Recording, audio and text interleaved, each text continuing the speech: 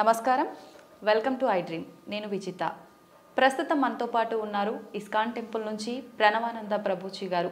వారు ముంబైలోని గోవర్ధనికో విలేజ్లోని ఆశ్రమంలో సేవ చేస్తూ వారి ప్రవచనాల ద్వారా కృష్ణతత్వాన్ని, కృష్ణుడి యొక్క లీలను మనకు తెలియజేస్తూ ఉంటారు. ఇప్పుడు ప్రభుజీతో మాట్లాడదాం. నమస్కారం గురుజీ. హరే కృష్ణ. నమస్కారం అండి. బాగున్నారా? బాగున్నాను ప్రభుజీ, మీరు ఎలా ఉన్నారు? బాగున్నా అండి. చాలా సంతోషంగా ఉంది ప్రభుజీ మీతో ఇలా కలవటం, మీతో మాట్లాడటం.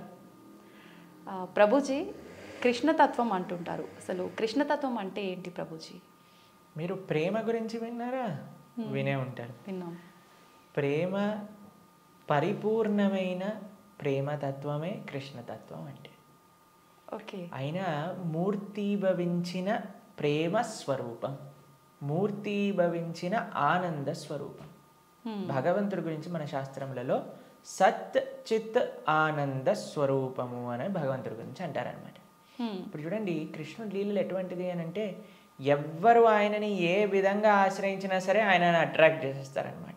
ఆకర్షణ మనకి మన మన గ్రావిటీ అని అంటారు. మన భూమికి ఉంటుంది గ్రావిటేషన్ ఎనర్జీ. అది ఏం చేస్తుంది అని అంటే, పైకి ఏదైతే ఉంటుందో దాన్ని కిందికి లాగేస్తుంది అనమాట గ్రావిటీ వల్ల. అవును. కానీ కృష్ణుడు ఎలాంటి వాడంటే, ఎంత కింద పడిపోయిన వాడినైనా సరే పైకి లాగేస్తూ ఉంటాడు. అది ఆయన దగ్గర ఉండే శక్తి అనమాట. ఆయన యొక్క లీలల చేత, ఆయన యొక్క చేష్టితముల చేత, ఆయన యొక్క అద్భుతమైన తత్వం చేత అందరి మనసుని కూడా ఆకర్షించే వ్యక్తి కృష్ణుడు. అయితే ఇప్పుడు చూడండి, చిన్నపిల్లల్ని బాలలీలలు చేసి ఆకర్షించారు. అటు చిన్నపిల్లవాడుగా ఉన్నప్పుడు గోపికలందరినీ కూడా ఆయన ఆశ్రయించారు. దాని తర్వాత పెద్దగా అయ్యాడనుకోండి, మిగతా వాళ్ళందరూ తన యొక్క ఫ్రెండ్స్, తర్వాత ఇంకా యంగ్ గోపీస్ అందరూ కూడా కృష్ణుడిని ఆశ్రయించగలిగారనమాట. దాని తర్వాత కంసాదులందరూ కూడా కోపంతో అయినా సరే నిరంతరం కృష్ణుడి గురించే ఆలోచిస్తూ ఉండేవారు, కృష్ణుడితో గురించి ఆలోచిస్తూ ఉండేవారు. మిగతా భక్తులు, నారదాది భక్తులందరూ కూడా ప్రేమతో కృష్ణుడిని ఆశ్రయించారు. అర్జునుడు లాంటి వాళ్ళు ఫ్రెండ్షిప్తో కృష్ణుడిని ఆశ్రయించారు. కాబట్టి ఏ విధంగా చూసినా సరే అందరినీ కూడా తన యొక్క మ్యాజిక్లో పెట్టేసేవాడు అనమాట కృష్ణుడు అని అంటే. కృష్ణతత్వం మనకి అన్నిటికంటే పరిపూర్ణమైన తత్వము అని చెప్తారు భగవద్ అవతారములలో. మనకి భాగవతం చెప్తుంది, సాక్షాత్గా అన్ని అవతారముల యొక్క ఏదైతే మూల కారణం ఉందో అది కృష్ణతత్వం అని కూడా మనకి చెప్తారు శ్రీమద్ భాగవత ప్రమాణంగా మనం చూస్తే. ఓకే. అయితే స్వామి అద్భుతమైన ప్రేమ, ధర్మము, ఆనందము వీటన్నిటితో కూడుకున్న తత్వమే కృష్ణతత్వం అన్నమాట. ఓకే. అయితే ప్రభుజీ, హిందువులు కృష్ణుణ్ణి అసలు ఎందుకు పూజించాలి ప్రభుజీ? హిందువు అని అంటేనే రామకృష్ణాదులందరినీ కూడా ఆరాధన చేసేవారే. సనాతన ధర్మానికి ఒక మూల స్తంభం, లేదా ఒక విధంగా చెప్పాలి అని అంటే సనాతన ధర్మానికి ఒక అన్నిటికంటే ముఖ్యమైన గ్రంథం మనకి భగవద్గీత. కృష్ణుడిని గీతాచార్యుడు అని అంటారు. కృష్ణం వందే జగత్ గురుం. మనందరికీ గురువు ఎవరు అని అంటే అది శ్రీకృష్ణుడే. గీత ద్వారా అసలు హిందువు అని అంటే ఏంటి, సనాతన ధర్మానికి చెందినవారు అని అంటే ఏంటో తెలుసా అండి? మనకి భగవంతుడి పైన నమ్మకం ఉంటే మనం హిందువులం కాదండి, మనం సనాతన ధర్మానికి చెందిన వాళ్ళం కాదు. మన శాస్త్రముల పైన నమ్మకం ఉంటే మన హిందువులం అవుతాం. చాలా మంది అనుకుంటారు, మేము గుడికి వెళ్తామండి, మేము బొట్టు పెట్టుకుంటామండి, మేము భగవంతుడికి అగరబత్తి తిప్పుతామండి కాబట్టి మేము హిందువులం. Sorry sir, you are not Hindu. మనం ఎప్పుడైతే గీత, భాగవత, రామాయణాదులు అన్నిటినీ కూడా ఒప్పుకుంటాం అప్పుడు మనం హిందువులు అవుతాం అన్నమాట. ఎందుకంటే మనకి భగవంతుడి గురించి ఎలా తెలిసిందండి? మీ కృష్ణుడు ఉన్నాడు అని ఎలా తెలిసింది? భాగవతం నుంచి తెలిసింది. రాముడు ఎలా ఉన్నాడు అని తెలిసింది? రామాయణం నుంచి తెలిసింది. మనం రామాయణము, భాగవతము, భగవద్గీత, ఉపనిషత్తులు, వేదములు వీటిని ఒప్పుకున్నప్పుడే మనం భగవంతుడికి నమ్ముతాము అని మనకి ఆచార్యులు చెప్తారనమాట. కాబట్టి ఆస్తికత అని అంటే గ్రంథములపైన నమ్మకం పెట్టడం, మన శాస్త్రములపైన నమ్మకం పెట్టడం, మన ఆచార్యులపైన నమ్మకం పెట్టడం. కాబట్టి మనందరికీ ఎవరైతే కృష్ణుడు భగవద్గీతలో ఒక విషయం చెప్తారు, ఏంటో తెలుసా అండి? అహం బీజ ప్రదాపిత అని అంటారు. మనందరికీ తండ్రి ఆయనే.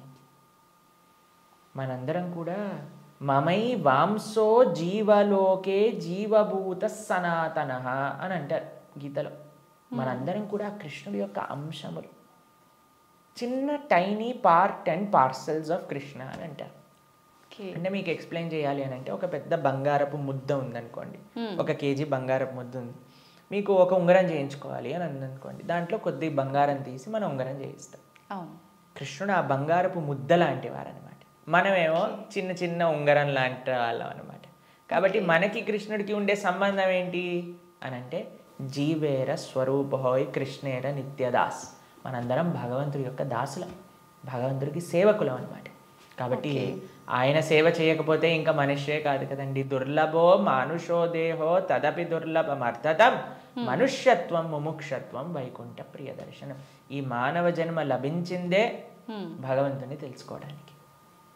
కాబట్టి ఆ భగవంతుడి ఆరాధన అనేది ప్రతి ఒక్కరూ తప్పకుండా చేయాలి. మన సనాతన ధర్మంలో కృష్ణ రామ ఆ యొక్క సేవ, వాళ్ళ యొక్క తత్వాలను మనం శ్రవణం చేయటం, వాళ్ళకి సేవ చేయటం అనేది చాలా ముఖ్యం. కాబట్టి ప్రతి ఒక్కళ్ళు కూడా చక్కగా కృష్ణుని ఆశ్రయించాలి, కృష్ణుడి యొక్క భక్తి చేయాలి. ఓకే. అయితే ప్రభుజీ, కృష్ణుడిని ఆరాధించాలంటే కృష్ణుడి విగ్రహం అనేది మనం ఇంట్లో పెట్టుకొని ఆరాధించాల్సి ఉంటుందా గురూజీ? అసలు ఎందుకు పెట్టుకోవాలి కృష్ణుడి విగ్రహాన్ని? కృష్ణుడి యొక్క విగ్రహం ఎందుకు పెట్టుకోవాలి అని అంటే, మనం మీకు ఒక విషయం చెప్తానండి. మీకు చాలా ప్రేమ ఉన్ని వ్యక్తిలోని ఎవరైనా ఉన్నారనుకోండి, మీరు ఏం చేస్తారు? మా కాలేజ్లో మేము ఇంజనీరింగ్ చదువుకునేటప్పుడు చూసేవాళ్ళం అనమాట. ఎవరికైనా గర్ల్ ఫ్రెండ్ బాయ్ ఫ్రెండ్ ఉన్నారనుకోండి, వాళ్ళు ఏం చేస్తారు తెలుసా? స్క్రీన్స్ ఎవరిపైన వాళ్ళు ఫోటో పెట్టుకునేవారు అనమాట. అదే అడుగునే, అరే వీళ్ళెవరు అంటే, వీళ్ళు నా గర్ల్ ఫ్రెండ్, వీళ్ళ బాయ్ ఫ్రెండ్ అని చెప్తూ ఉండేవారు. తర్వాత మేము ఎప్పుడైనా వాళ్ళకి రూమ్కి వెళ్ళాం అనుకోండి, రూమ్లో కూడా వాళ్ళ ఫోటోలు ఉండేవి. దాని తర్వాత ఎక్కడ పర్సులో చూసానుకో, పర్సులో కూడా వాళ్ళ ఫోటో ఉండే. మనం ఎవరినైతే ప్రేమిస్తామో వాళ్ళ యొక్క చిహ్నాలతో మన అందరినీ నింపేసుకుంటూ ఉంటాం కదండి. అవును ప్రభుజీ. కాబట్టి మనం భగవంతుణ్ణి ప్రేమిస్తున్నాము అన్నప్పుడు భగవంతుడి యొక్క అవే మన దగ్గర ఉండాలన్నమాట. ఇప్పుడు చూడండి, మేము స్వామి ఆరాధకులం. మా స్క్రీన్ సేవర్లో చూడండి, మీకు కృష్ణుడు కనిపిస్తాడు, పార్థసారథి.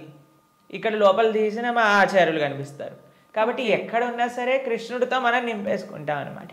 కృష్ణుడు మనకి ఎల్లప్పుడూ గుర్తుండాలి. చాలామంది అంటారు, ప్రభుజీ మాకు కృష్ణుడు గుర్తు రావాలి, రోజంతా మేము కృష్ణ స్మరణలో ఉండాలి అని అంటే, భగవంతుడి యొక్క నామం జపం చేయటం, భగవంతుడిని ఆరాధన చేయటం అనేది చాలా ముఖ్యం. ఓకే. కాబట్టి ప్రతి ఒక్కళ్ళు చాలామంది భయపడిపోతూ ఉంటారు, ప్రభుజీ ఇంట్లో విగ్రహం పెడితే ఆయనకి 3 పూట్ల నైవేద్యం పెట్టాలా అని అంటే, మరి స్వామి మనకి తినడానికి తిండి ఇచ్చింది, మీకు శరీరం ఇచ్చింది, పీల్చడానికి గాలి ఇచ్చింది, చూడడానికి కన్నులు ఇచ్చింది, శక్తినిచ్చింది, మనసునిచ్చిందేమో ఆయనకు పెట్టడానికి మనకి పెద్ద బాధ. ఆయన నుంచి అన్ని వాడుకోవడానికైతే అప్పుడేం అడగట్లేదు, ప్రభుజీ మేము ఇంత వాడేసుకుంటున్నాం కృష్ణుడి దగ్గర నుంచి అని ఎవరు అడగాల్సిన అవసరం లేదు. కానీ కృష్ణుడికి ఇచ్చేటప్పుడు మాత్రం 3 పూటలా పెట్టాలా అండి నైవేద్యము అని అడుగుతారు. నిజంగా అలా పెడితేనే కృష్ణ పరమాత్ముడు మనందరినీ అనుగ్రహిస్తాడా ప్రభుజీ? మీరు ఒక్క విషయం చెప్తానండి. మీ ఇంటికి ఒక గెస్ట్ని తీసుకొచ్చారు, ప్రభుజీ గెస్ట్కి 3 పూట్ల పెడితేనేనా అండి ఆయన పట్ల ప్రేమ ఉన్నట్టు? ఆయన ఉపవాసం ఉంటే నాకేముందండి, ఆయన వచ్చి అక్కడ ఉన్నాడు, ఆయనంతా ఆయన ఉంటాడు, ఆయనకి ఏదైనా ఆకలేస్తూ వండుకొని తినమనండి అని అంటారండి గెస్ట్ని ఎవరినైనా? లేదు ప్రభుజీ. రాగానే మీరు ఇప్పుడు నేను రాగానే నన్ను టీ తాగుతారా కాఫీ తాగుతారా అని అడిగారా? అవును ప్రభుజీ. మరి అడగకుండా పర్వాలేదులే ఈయన వచ్చాడు కదా, ఈయన ఇష్టం ఉన్నట్టు ఈయనని కూర్చొని, ఈయననే మైక్ సెట్టింగ్ చేసుకొని, ఈయననే షూటింగ్ చేసుకొని వెళ్ళిపోని ఇవ్వండి అంటారా? లేదు ప్రభుజీ. కాబట్టి మనం ప్రేమతో భగవంతుని పిలిచినప్పుడు, భగవంతుడు వచ్చినప్పుడు ఆయనకి సేవ చేసే బాధ్యత కదండి మనకి. అవును. ఆయనకేం కావాలని కాదు, కానీ మనకు ఆయన పట్ల ఉండే ప్రేమను వ్యక్త చేసుకోవడానికి మనం సేవ చేసుకోవాలి. ఇప్పుడు ఆయనకి రావాల్సిన అవసరం ఏముందండి? మీరు ఇందాక అన్నారు, ప్రభుజీ మీరు వచ్చినందుకు చాలా సంతోషమైంది అని. కాబట్టి మనము మనలాంటి ఏదో చిన్న వ్యక్తి ఒకళ్ళ దగ్గరికి వెళ్తేనే మనం సంతోషపడుతున్నామే, అఖిలాండ కోటి బ్రహ్మాండ నాయకుడు మన ఇంటికి వచ్చాడు ఒక విగ్రహ రూపంలో మన సేవ స్వీకరించడానికి అని అంటే, ఎంత ఆనందంతో మనం స్వామిని స్వీకరించాలి చెప్పండి, ఎంత విశేషంగా స్వామిని ప్రేమించాలి చెప్పండి. అవును ప్రభుజీ. మన ఇంట్లో భగవంతుడు అంటే ఒక వ్యక్తి, ఆయన మన దగ్గరకు వచ్చారు, మనం పిలిచి నమ్మకంతో వస్తే అక్కడ ఉంటాడు. కృష్ణ అనగానే స్వామి అక్కడ ఉన్నారు. ఇప్పుడు మనం ఏం చేస్తాం, భగవంతుడి యొక్క పూజ అంటే పెద్ద ఏదో వీళ్ళు అనుకుంటారు ఒక ఎక్స్ట్రా బాధ్యత మా తలపైన వేసేస్తారని. కాదండి, ఈజీ.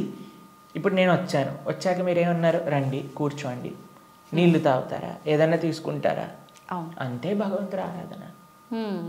స్వామి వచ్చావా, తర్వాత కూర్చోబెట్టడం, ఆసనం సమర్పణ చేయటం, తర్వాత అర్ఘ్య పాద్య ఆచమనీయాదులు ఇవ్వటం. తర్వాత మీరు ఇంటికి గెస్ట్ వచ్చారనుకోండి, అయ్యా వాష్రూమ్ యూస్ చేస్తారా, స్నానం చేసి రండి, ఫ్రెష్ అప్ అవ్వండి అంటారు కదా, స్వామికి స్నానం చేయించటం. దాని తర్వాత ఏం చేస్తారు, చక్కగా వస్త్రాలు ఇస్తారు, టవల్ ఇస్తారు, చూసుకోవడానికి వస్త్రాలు వేస్తారు. అయ్యా హాయిగా కూర్చోండి, మీకు భోజనం తయారు చేసి వచ్చాం, చక్కగా రండి, టిఫిన్ చేయండి, భోజనం చేయండి అని చెప్తాం. భగవంతుడికి నైవేద్యం పెట్టడం.